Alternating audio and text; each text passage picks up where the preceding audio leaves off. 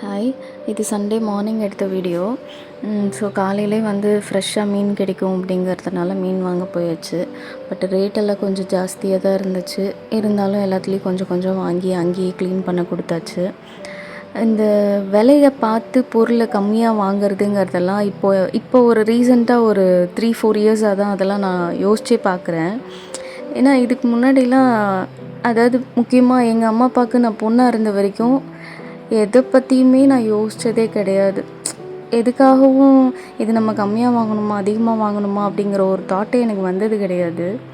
இப்போது ஒரு 4 இயர்ஸாக எல்லாமே நீ தான், உன்னோட ஒரு சேலரியை வச்சு தான் உன் பசங்களுக்கான ஃபீஸு, உன் பசங்களுக்கான சாப்பாடு, மெடிசனு எல்லாம் அப்படிங்கிற ஒரு சுச்சுவேஷன் வரும்போது ஒரு ரூபாயும் கணக்கு போட்டு நான் செலவு பண்ணுற சுச்சுவேஷனில் இருக்கிறதுனால நிறைய பார்த்து தான் பண்ணுவேன். அதுக்கே வந்து நான் வந்து ரொம்ப கஞ்சித்தனம் பண்ணுறேன்னு சொல்லிட்டு என் தங்கச்சி திட்டுவா. நானும் போயிட்டேன்னா இந்த பசங்களை வந்து நீ என்ன பண்ணுவேன்னே எனக்கு தெரியலன்னு சொல்லி அதிகமாக ஆக்சுவலாக இப்போ நான் பண்ணுறத விட அதிக ஷேர் வந்து அவள் தான் எடுத்துக்கிறா. அவள் சேலரியில் ஒரு பார்ட் வந்து என் பசங்களுக்காகவே மாதம் ஸ்பெண்ட் பண்ணுறாள். ஏன்னா வாரம் ஸ்நாக்ஸ் வாங்குறது, அவங்களுக்கு அந்த நோட் புக்ஸ் ஏதாவது நடுவில் கேட்குறாங்கன்னா அதெல்லாம் வாங்கி கொடுக்கறது, இது எல்லாமே இந்த ஈக்குவல் ஷேரெல்லாம் அவங்க தான் எடுத்துக்கிறது. பட் இருந்தும் எனக்கு வந்து அந்த ஒரு செலவு இல்லாமலே மற்றதெல்லாம் சமாளிக்கிறது எனக்கு ரொம்ப கஷ்டமாக இருக்குது. இந்த சங்கரா மீன் வந்து எனக்கு ரொம்ப பிடிக்கும். அது வந்து 1/2 கிலோ 200 ரூபாய் அன்னைய ரேட்டு. பட் ஆனால் இதெல்லாம் வந்து ஒரு 6 மீன் தான் இருந்துச்சு. அது ஆளுக்கு ஒன்று நாங்கள் ஷேர் பண்ணிக்கிற மாதிரி.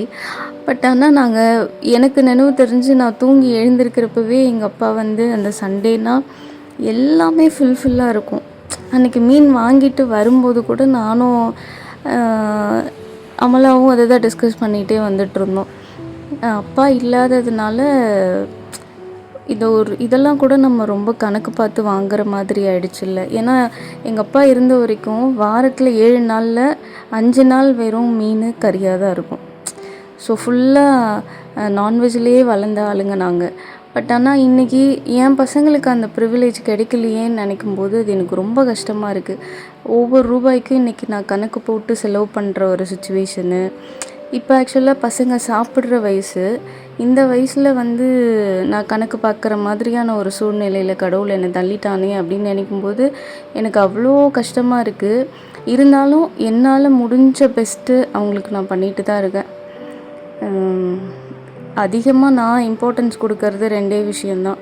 ஒன்று அவங்களோட படிப்பு, இன்னும் சாப்பாடு. எனக்கு ஃபஸ்ட்டு படிப்பு, 2வது தான் சாப்பாடு. ஸோ அதனால் ஆனால் என் பசங்களும் வந்து என்னை ரொம்ப புரிஞ்சுக்கிட்டு எனக்கு இது வரைக்கும் எந்த கஷ்டமும் கொடுத்ததில்ல. அம்மாக்கிட்ட இருக்குன்னா ஓகே, வேணாம் இல்லை அப்படின்னா அது புரிஞ்சுப்பாங்க.